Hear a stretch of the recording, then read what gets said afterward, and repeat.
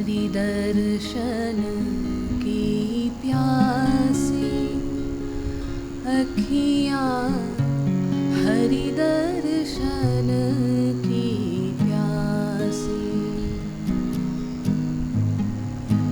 हरि दर्शन की प्यासी अखियाँ, हरि दर्शन की प्यासी। देखियो चाहत कमल नयन को, देखियो चाहत कमल नयन को, निस दिन रहत उदासी, निस दिन रहत उदासी अखियाँ, हरि दर्शन की प्यासी,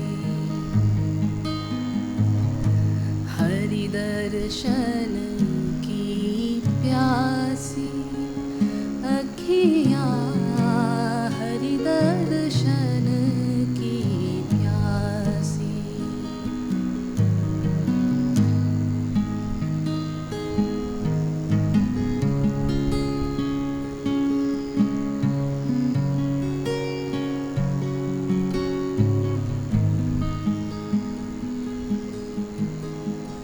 केसर तिलक मोतियन की माला, वृंदावन के वासी,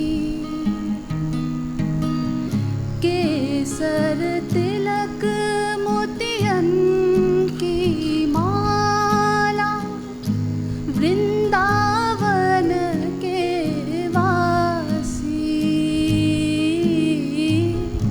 नेह लगाए त्याग गए तृण सम, नेह लगाए त्याग गए तृण सम, डाल गए गल फांसी अखियाँ, हरि दर्शन की प्यासी, हरि दर्शन की प्यासी अखियाँ, हरि दर्शन की प्यासी।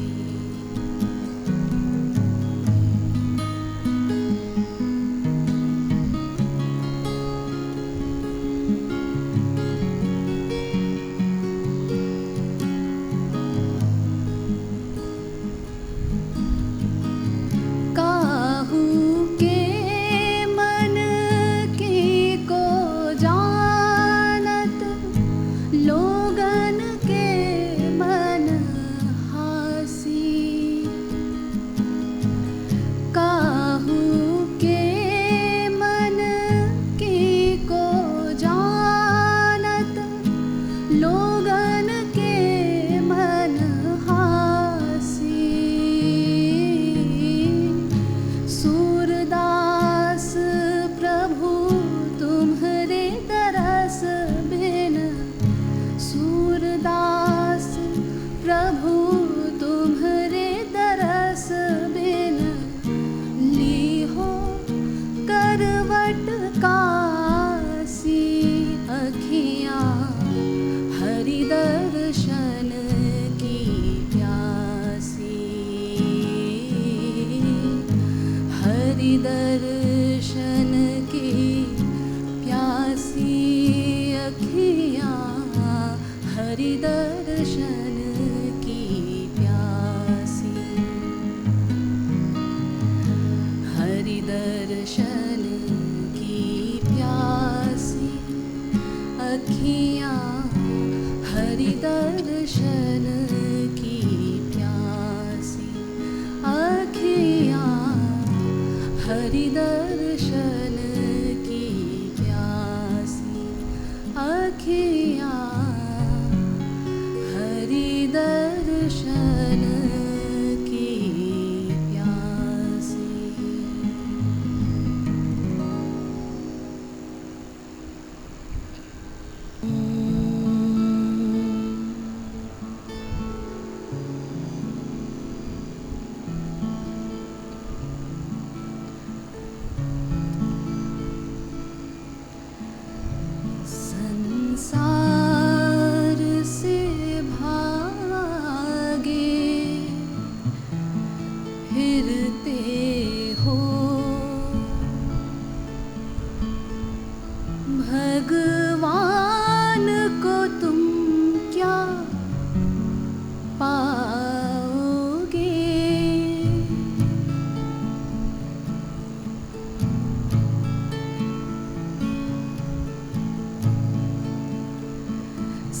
संसार से भागे फिरते हो, भगवान को तुम क्या पाओगे। इस लोक को भी अपना ना सके, उस लोक में भी पछताओगे। संसार से भागे फिरते हो।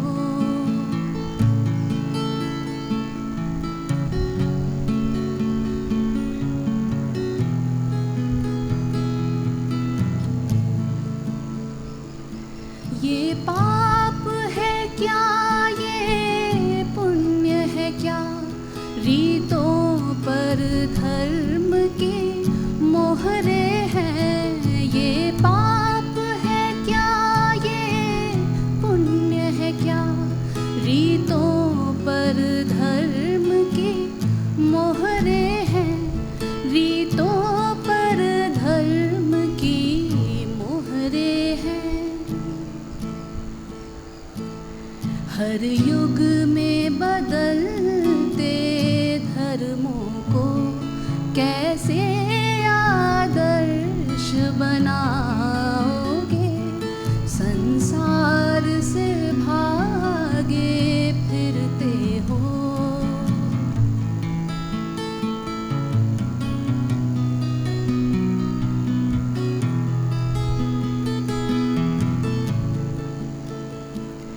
ये भोग भी एक तपस्या है, तुम त्याग के मारे क्या जानो।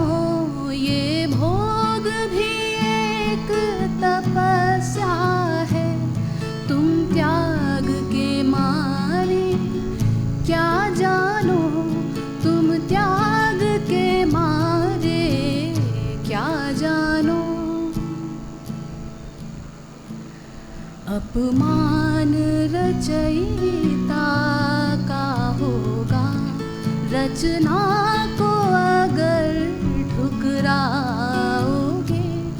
संसार से भागे फिरते हो।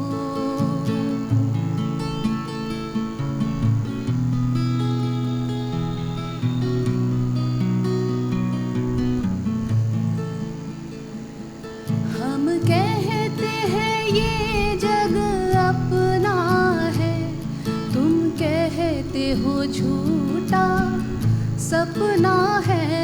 हम कहते हैं ये जग अपना है, तुम कहते हो झूठा सपना है। तुम कहते हो झूठा सपना है। हम जन्म बिता कर जाएंगे, तुम जन्म गवा कर जाओगे। संसार से भागे फिरते हो, भगवान को तुम क्या पाओगे। संसार से भागे फिरते हो।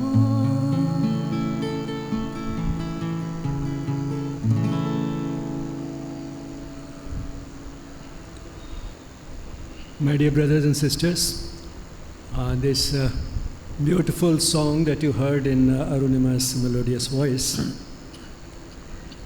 is one of my favorites.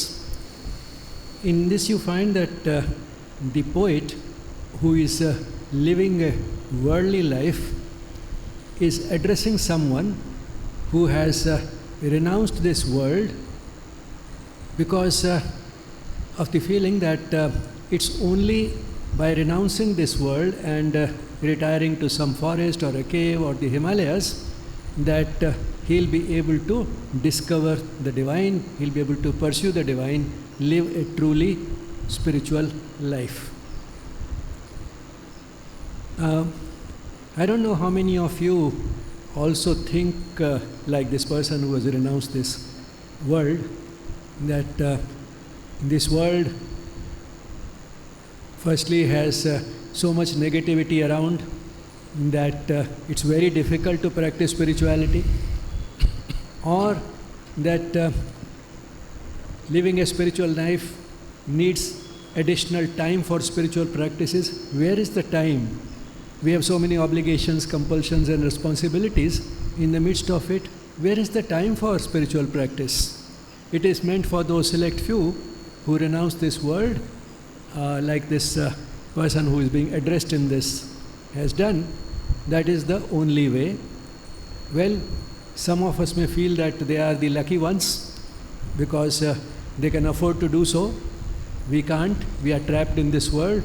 Some of them may will feel that the life that we are living is the really interesting life that should be lived, and that these people who have renounced it and have imposed all this hardship upon them, because it's not just an escape as sometimes it is looked upon as, going away to a remote place in a forest or to a cave is not just an escape, but also a great hardship. Because even if we could afford it, how many of us would like to do it? So those who have imposed this hardship upon them are at least weird, if not stupid. That also can be a point of view. But the fact is that there are those select few who do it, and most of us are in this world and live that worldly life, no matter how we live it. But we continue to do it, and that is the way probably the world has been constituted by the divine, because if everyone renounced this world and went away, the world itself would cease to exist. So at least so far as human beings are concerned, they would be extinct, they would not be there. So the continuation of the human species depends upon a large majority of us continuing to live this worldly life. So anyway, this poet is a person living this worldly life and addressing this to someone who has renounced it and taking a dig at him and telling him that if you are doing that in the hope that you will discover God, probably that is not the way to do it.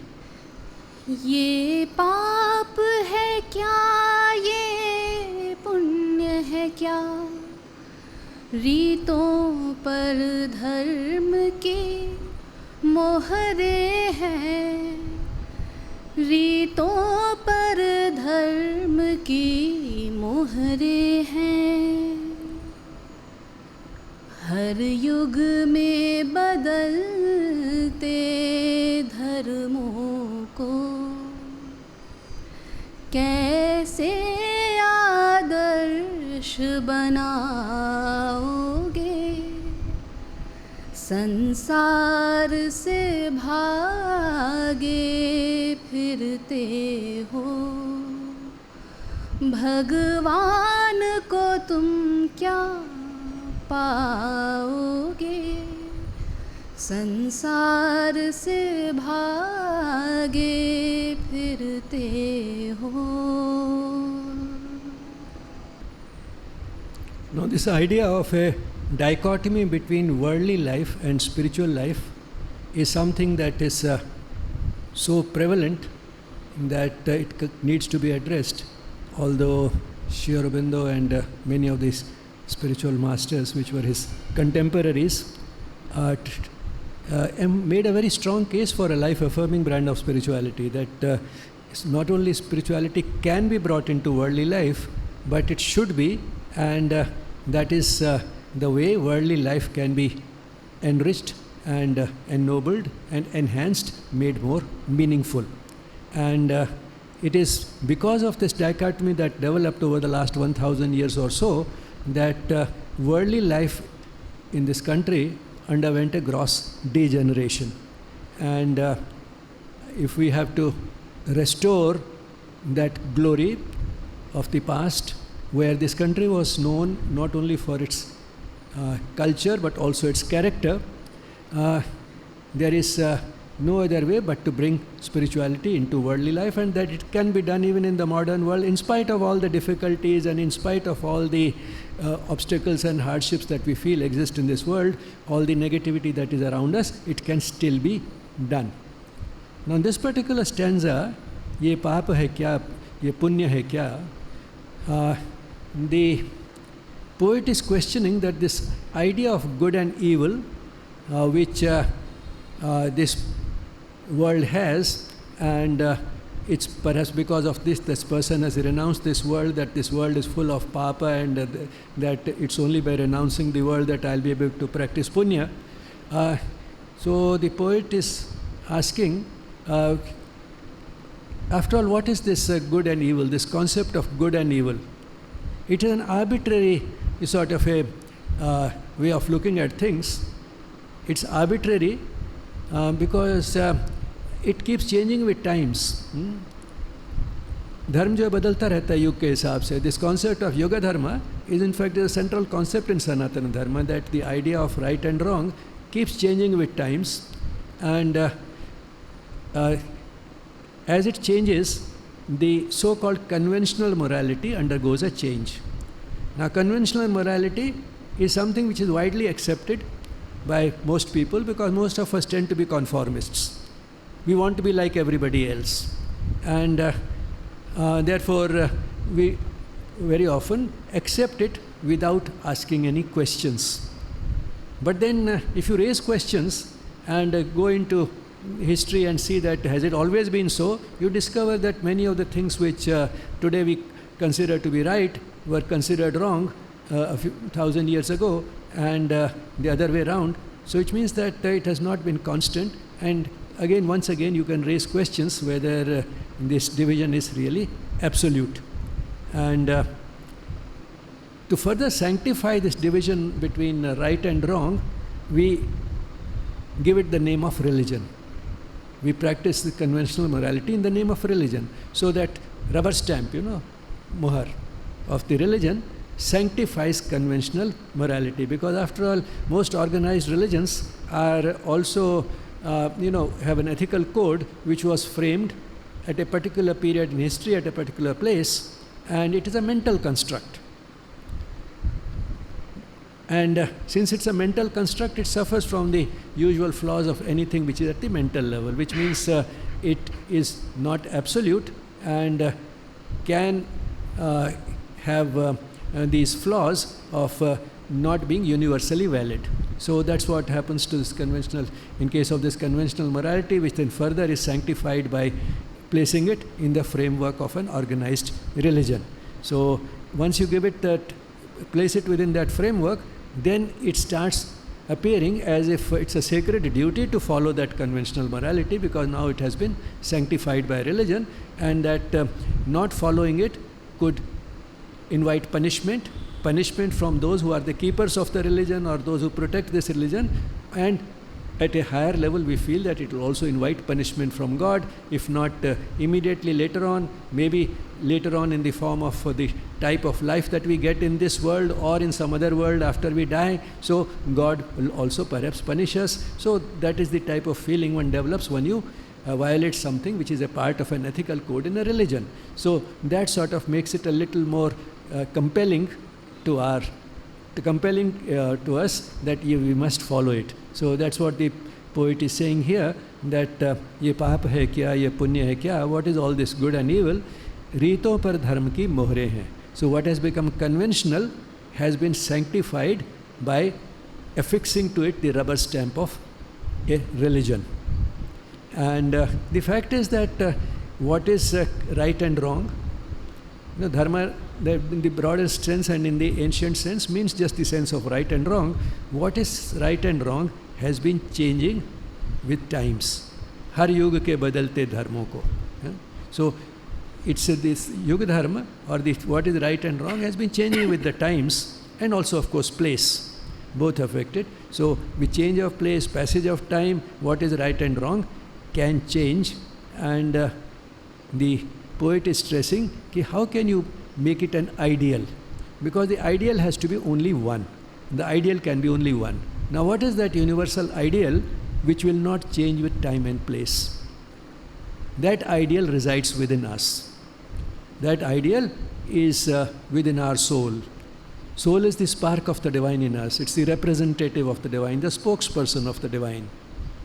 That whispers to us in a shy and faint but very clear voice about what right and wrong is. So that can be the ideal, not an arbitrary sense of right and wrong based on conventional morality, which has been further sanctified by religion. And therefore, what the poet is emphasizing is that if that is the concept that you have, and that is the reason why you have renounced this world, then you are missing what you should have done in this life. You missed the opportunities that this life provided you for understanding the concept of right and wrong. And that is why when you leave this world, go to some other world, you may repent that you did not make good use of your stay here. इस लोक को भी अपना न सके, उस लोक में भी पछताओगे. So you repent that why did I not make good use of the opportunities that I had available on earth. ये भोग भी एक तपस्या है, तुम त्याग के मारे क्या जानो, अपमान रचयिता का होगा, रचना को अगर ठुकराओगे, संसार से भागे फिरते हो, भगवान को तुम क्या पाओगे, संसार से भागे फिरते हो. We often divide people into yogis and bhogis. Yogis are the ones who practice yoga, and very often we have this mental picture that the yogi is the one who has renounced this world, in contrast with the bhogi who continues to live in this world and enjoy the worldly pleasures. Unka bhog karna. So that is the picture we have. So what the poet is emphasizing here is that the so-called bhog, that is living in this world and apparently enjoying worldly pleasures, is also a form of tapasya. Now what is tapasya? Tapasya is concentration of effort, concentration of energies on something which is important to you. Essentially that is what tapasya is about.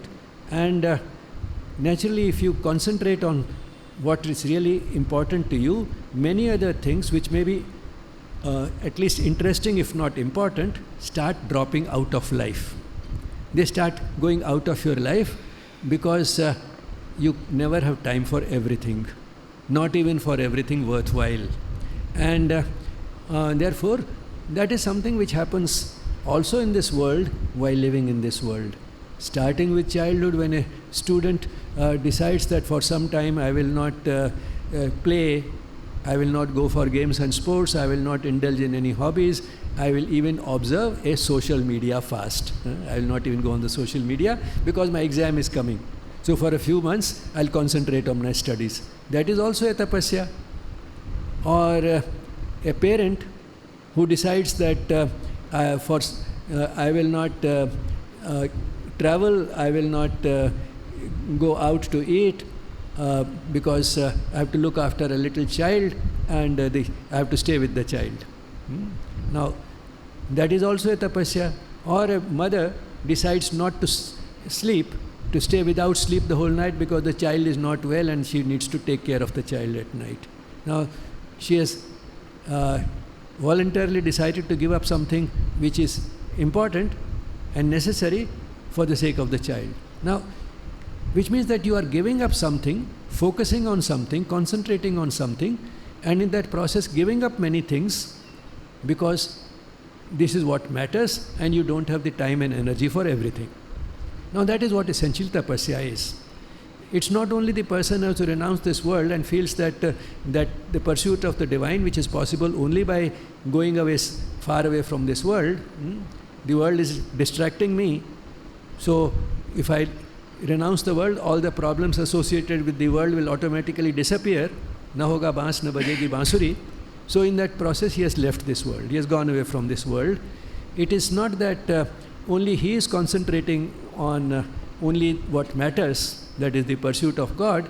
Those who are living in this world are also concentrating on what really matters and giving up in the process many other things which may be important, interesting, worthwhile, and even sometimes necessary, like sleep. So this is also a tapasya. So that's what the poet is emphasizing here. Ye bhog bhi ek tapasya hai. This is also a tapasya, and you will not realize it because you are not familiar with worldly life. You have renounced it, you have given it up, and therefore tum tyag ke mare kya jano.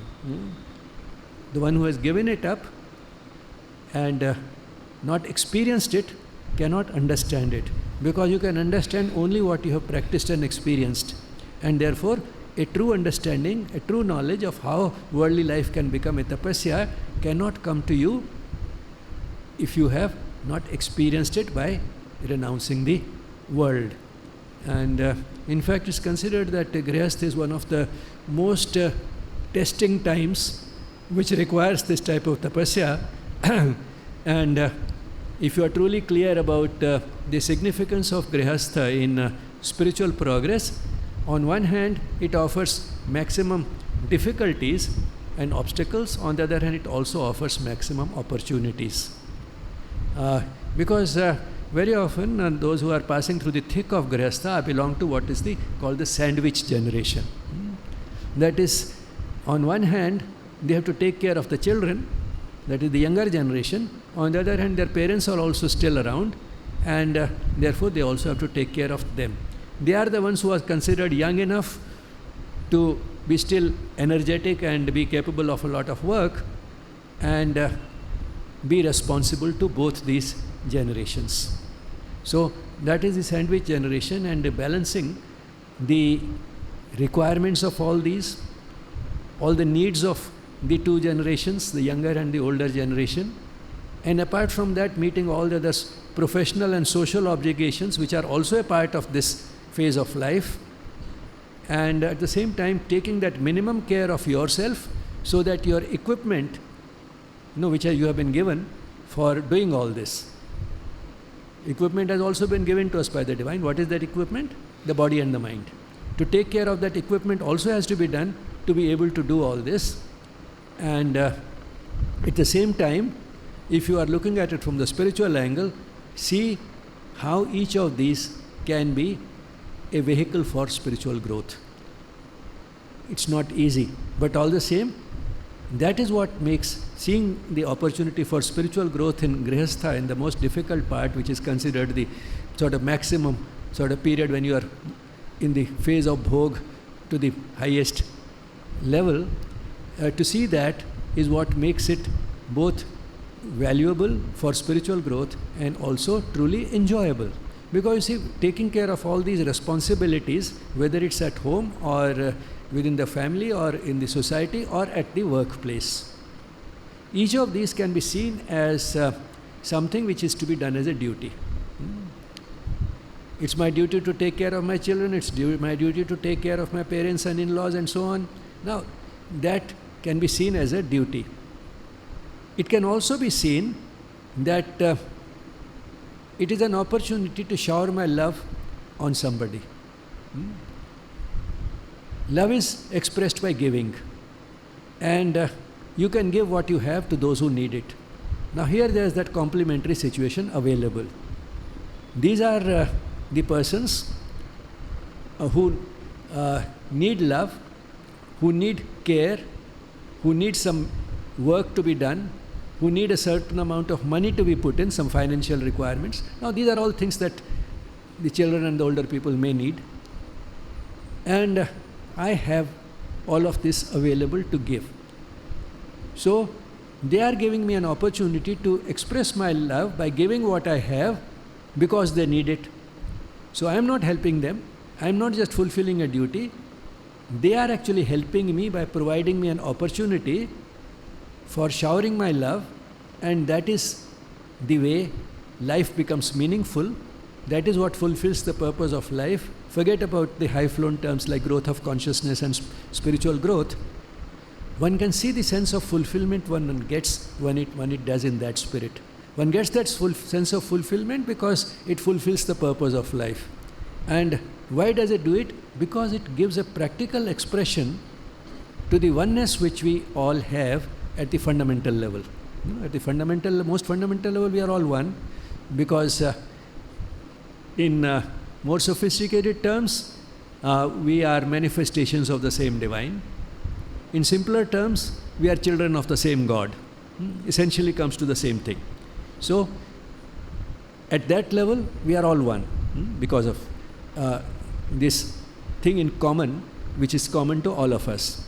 Now, if we have something in common with somebody, we love that person, we feel close to that person, we are intimate with that person, we are willing to do something for this person, we are willing to share with this person, we are willing to take care of this person.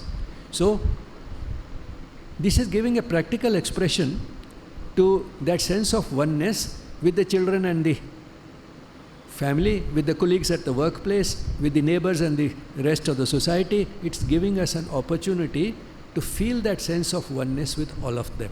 So it's giving a practical expression to this spiritual worldview, this way of looking at the world. It's giving a practical expression to it. And it acquires a meaning only when it is lived. Otherwise it remains only a theoretical concept. So it's giving a practical expression to it, and that is why it becomes an opportunity. It becomes an opportunity for fulfilling the very purpose of life, and that's what makes it enjoyable. That's what makes gives doing so a sense of fulfillment, as if life has been worthwhile. I'm not saying that it is confined to Grihastha. This thing can be done at all phases of life, different phases of life, including old age. But in fact, Grihastha is good training, because on the whole you are doing it the easier way. Because taking care of those who are immediately around us, particularly the younger generation and the older generation, to some extent comes naturally and instinctively. To some extent, we have been ingrained, we have been conditioned that it is our duty, and because of both these reasons, it comes relatively easily. Now, once one has done something for 20, 25, 30 years, in a way that comes relatively easily, then what happens is, one becomes an expert at doing it. Repeated practice makes us an expert. So doing it for 25, 30 years during the phase of Grihastha makes an expert. Expert in what? Expert in loving and expressing that love by giving. And when time comes, when these so-called worldly responsibilities are all over, then this expertise can be used.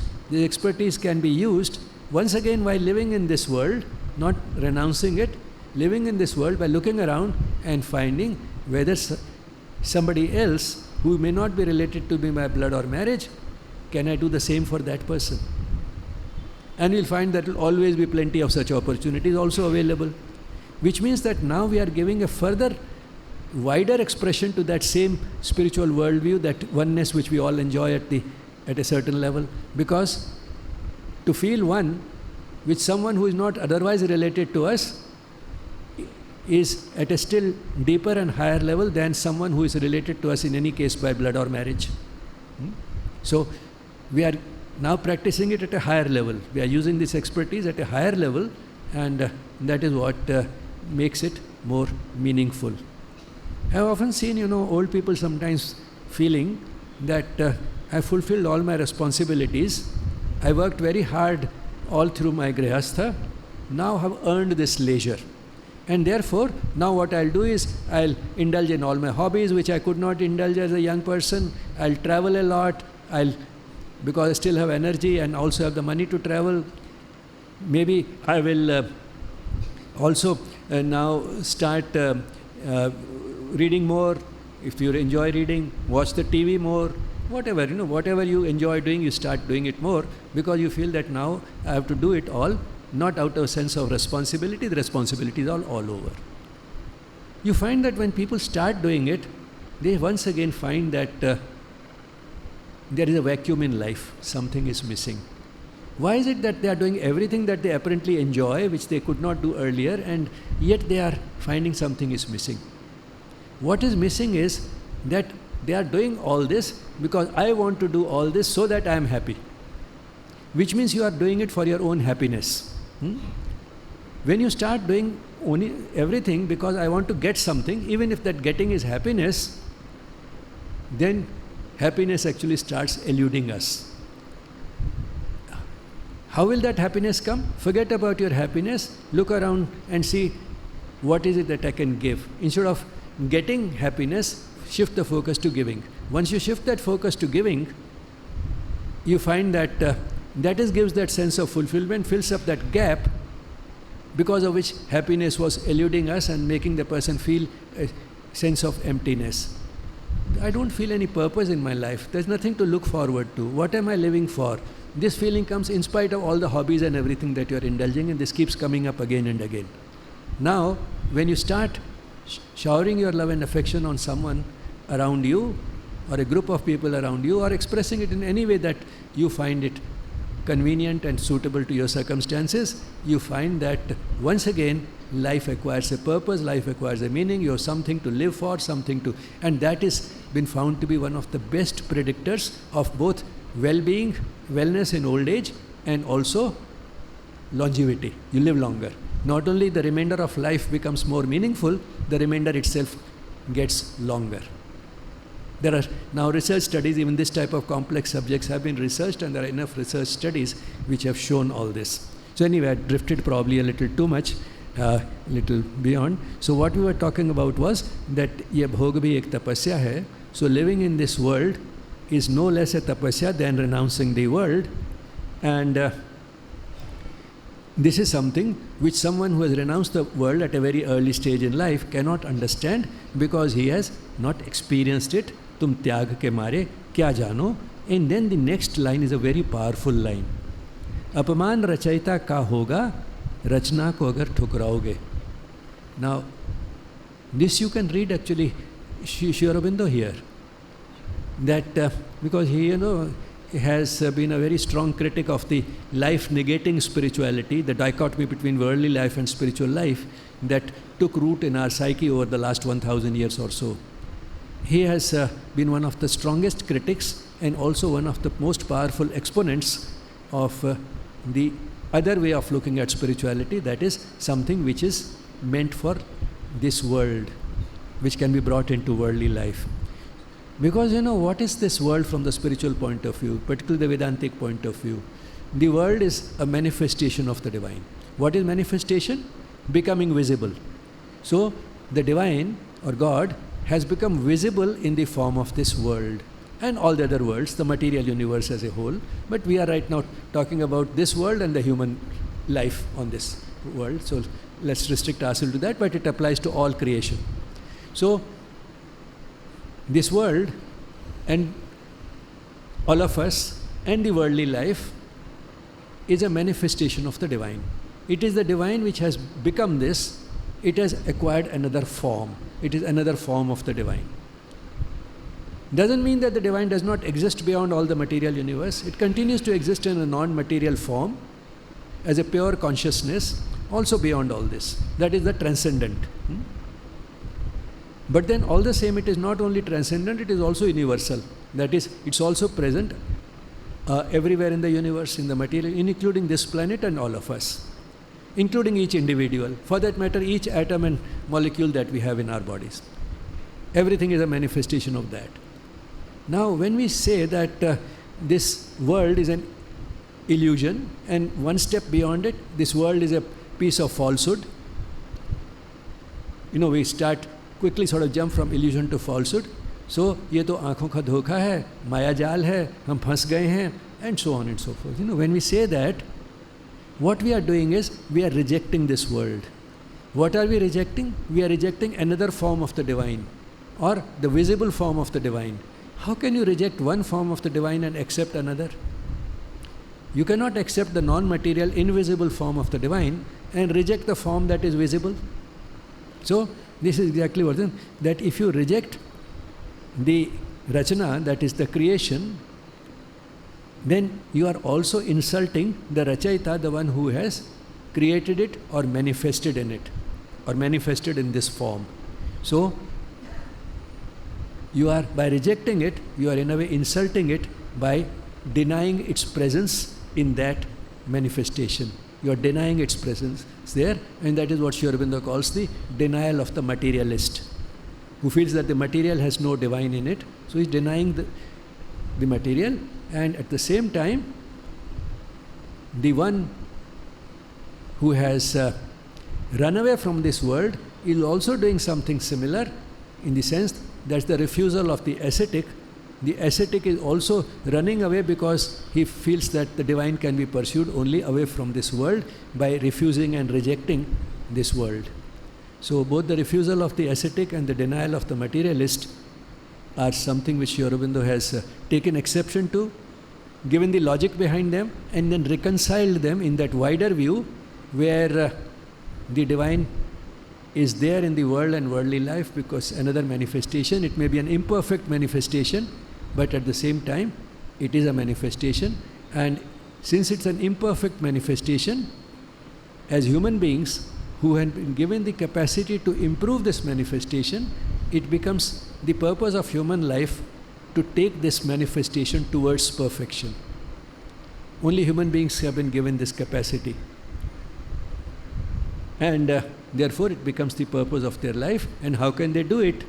They can do it by experiencing that oneness in the creation. So that remains the essence of the crux of the whole thing, and for that this world and worldly life can be vehicles, because that is also a creation or manifestation of the same, and it has been created, and we have been created with that purpose, so that the manifestation on this planet can move from a state of imperfection towards less and less imperfection, and finally, hopefully one day, towards total perfection. हम कहते हैं ये जग अपना है, तुम कहते हो झूठा सपना है। हम जन्म बिता कर जाएंगे, तुम जन्म गवा कर जाओगे। संसार से भागे फिरते हो, भगवान को तुम क्या पाओगे। संसार से भागे फिरते हो।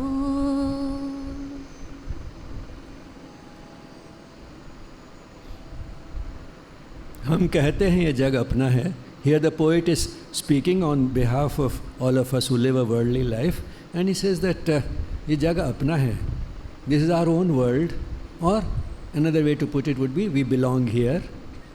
And on the other hand, what you say, that the one who has renounced this world, that this world is a dream. It's as false as a dream.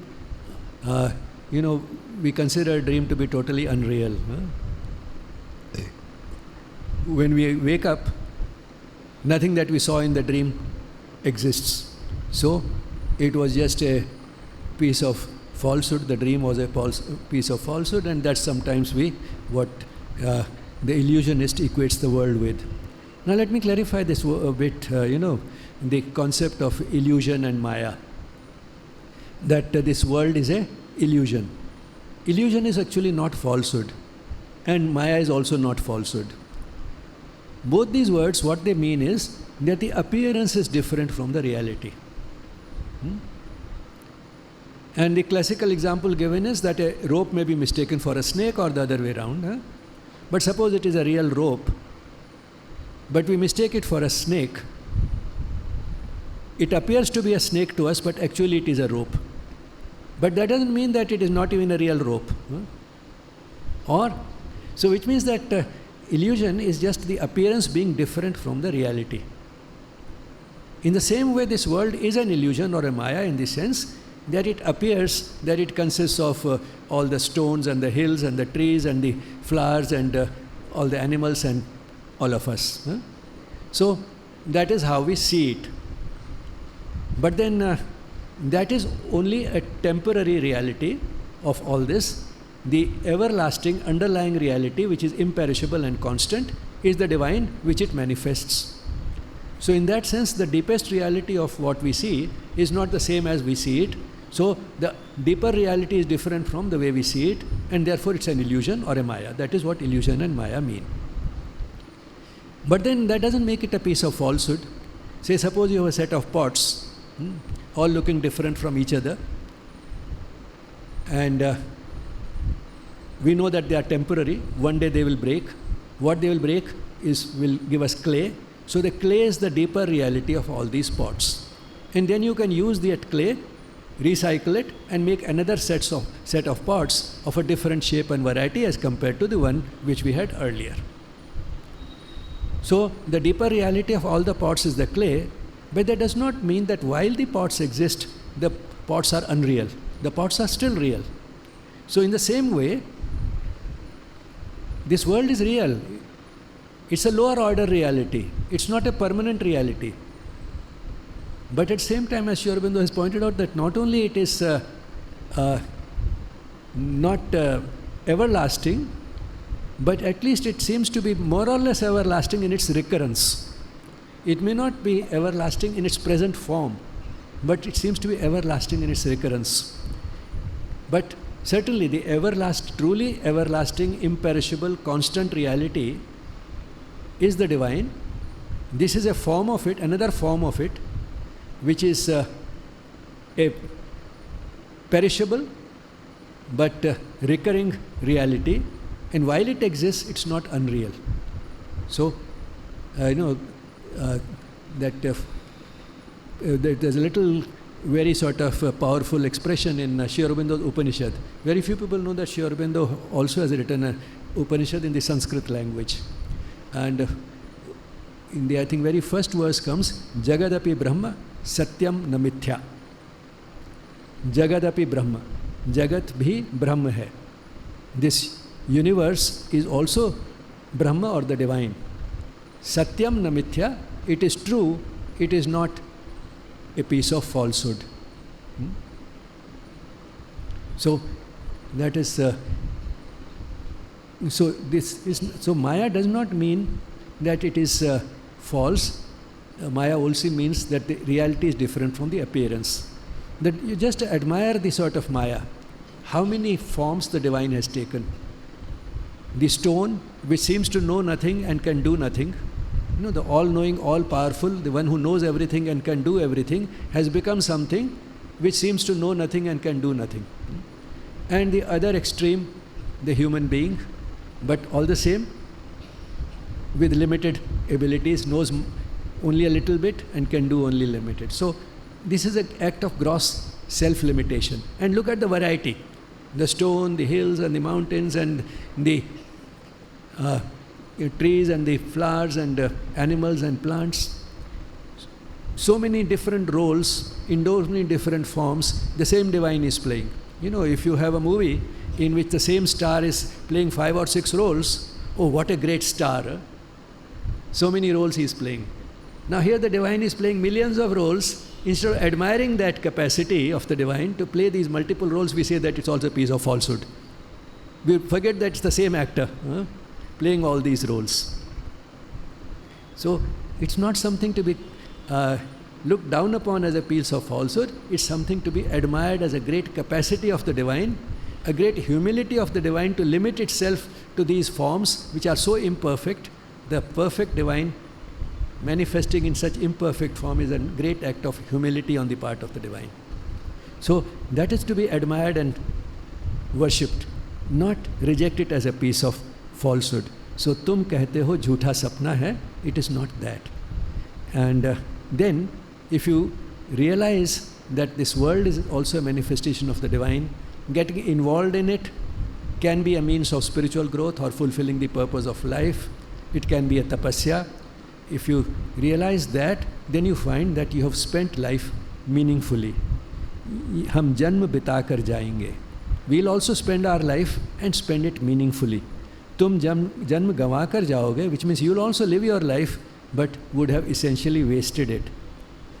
Well, having said that, let me also say that there will be always a select few who will renounce the world and go away from this world, and it's not that they are living an easy life, that's also a life of hardship, and that is also a way to realize the divine.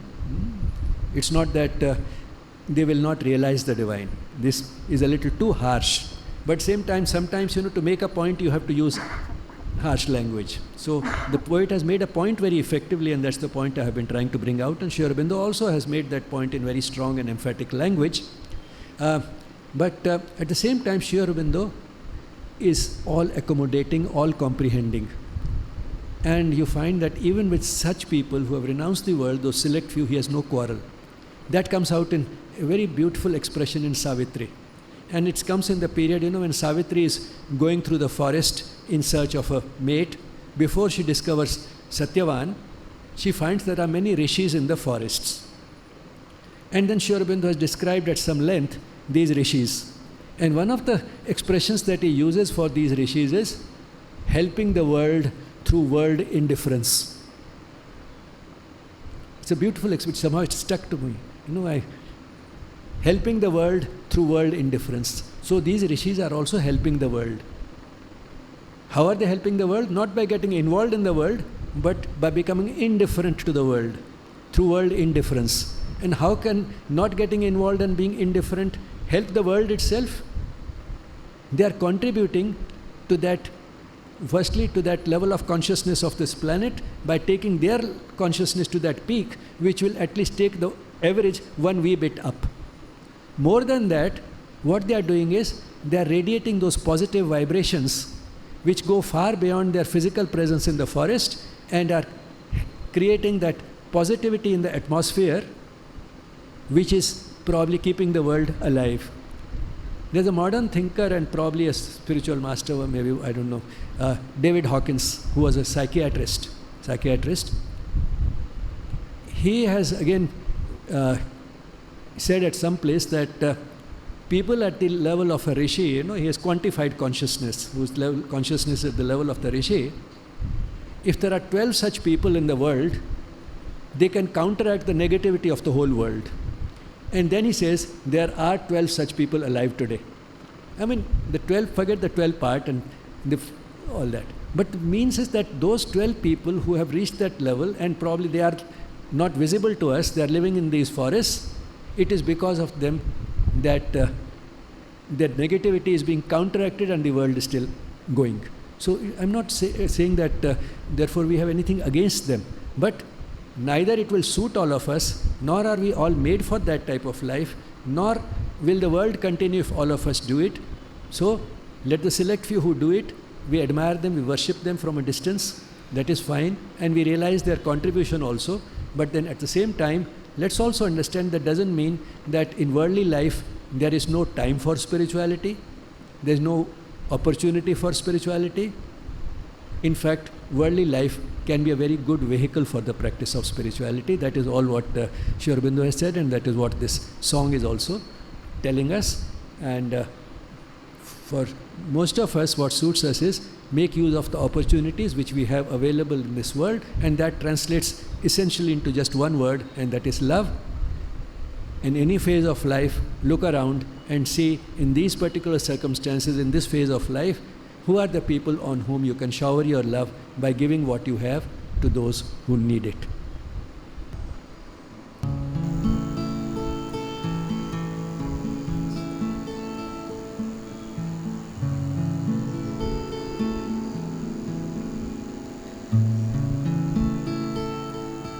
संसार से भागे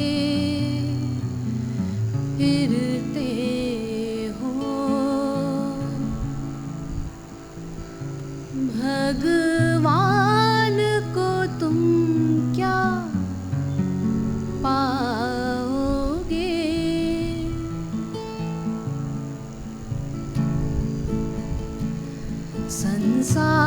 से भागे फिरते हो, भगवान को तुम क्या पाओगे। इस लोक को भी अपना न सके, उस लोक में भी पछताओगे। संसार से भागे फिरते हो।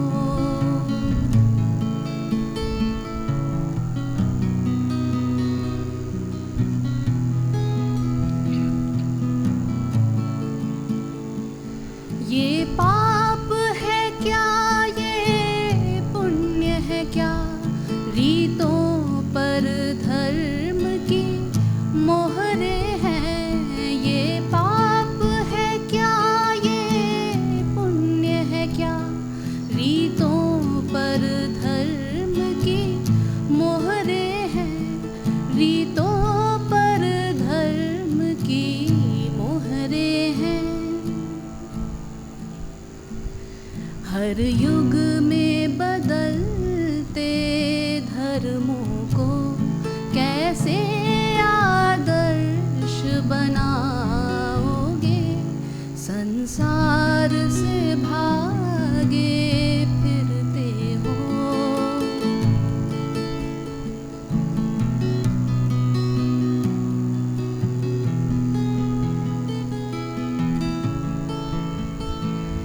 ये भोग भी एक तपस्या है, तुम त्याग के मारे क्या जानो। ये भोग भी एक तपस्या है, तुम त्याग के मारे क्या जानो। तुम त्याग के मारे क्या जानो। अपमान रचयिता का होगा, रचना को अगर ठुकराओगे। संसार से भागे फिरते हो।